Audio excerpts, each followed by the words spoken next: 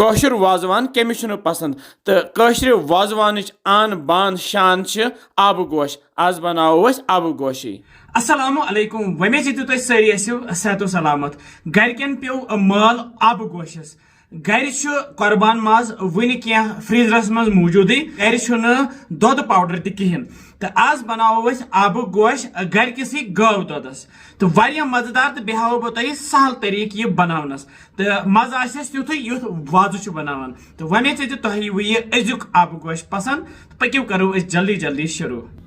मे फ्रीजरस मज थोमुत यह कुर्बान माज तो अत कुनी लखड़ गम तो मे सोच कि गोने थो ओड गंट ब्रोह कड़ित ओड गंट ब्रोह थो मे यह कड़ित माज अगर फ्रीजरस मज रोज तो अत पास टाइमस कहें गसान तो ये फ्रीजर मज कड़ो यह अत त्रा मे लकटी लकटी सरक ठांड त्रे तो बे रलायोमस नून तो सरक तो नून रलावन सह पत यल गसान तो बे अगर ये मुशुक आत माज सह अत पत चलान तो अमि पत छोल मे यह सही पे सरक तो नून त्रायो तरने आब से छलन सह साफ गसान माज थो मे फेनित करित यथ बानस मज तो प्रेशर कुकर किस बानस मज त्रे मे आबस 2 लीटर तो इस माज यह त्राव ये आबस मजी तो बे त्रावहस सद क्या रोहन फल 2-4 रोहन फल थे मे श्राप कतर तो यम त्रे मे ऊर रलवन सही पे तो वन ग्रेख अन युथ यथ ग्रेख यह अत खस पे यह मल हूँ यह तुलो सोरे थोद ये चौंच सह मिनट प्राड़ो युत काल यथ पूर पे फकर लगे तो फकर लगती फ्यानो यह आब तो यह छलो तरने आब सह मल यथ नेर तो इस आब यह थो फ्यानित छान मज यथ बानस मज तो वन नी मे बे प्रेशर कुकर बान तो अत मज त्रो यह माज छलित थोमुत अमे पत त्रोहस यह माज रस तूर तो वन त्रो बाकी सामान नून चमच 1.5 त्रोहस मे कतरो गंड तो यह बह तलान ये तिलस मज यह वजुल कर तो यथ माज सह त्रा बह यह बादान पाउडर 2 चमच बे त्रा बह यह शोंठ पाउडर 1 चमच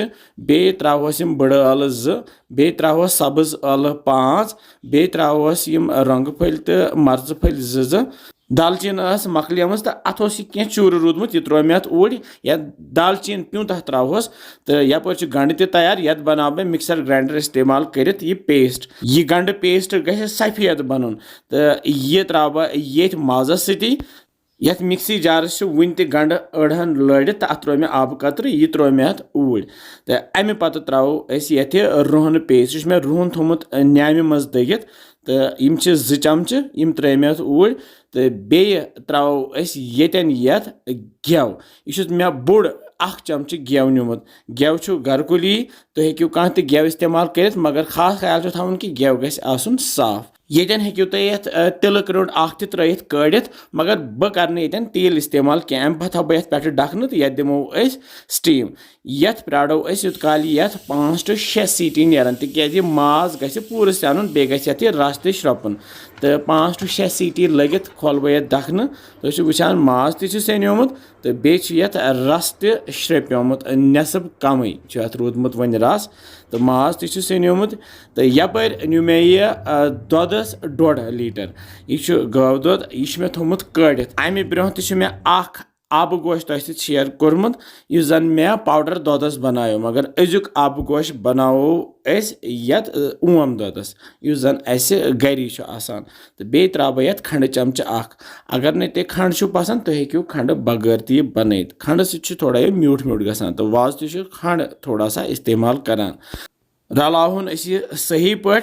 तो वन ये लथि पे पाक दिन पे थवन ढकन कहें ढकन बगैर दिमो पाक युत काल वन यह दुध वन मोटे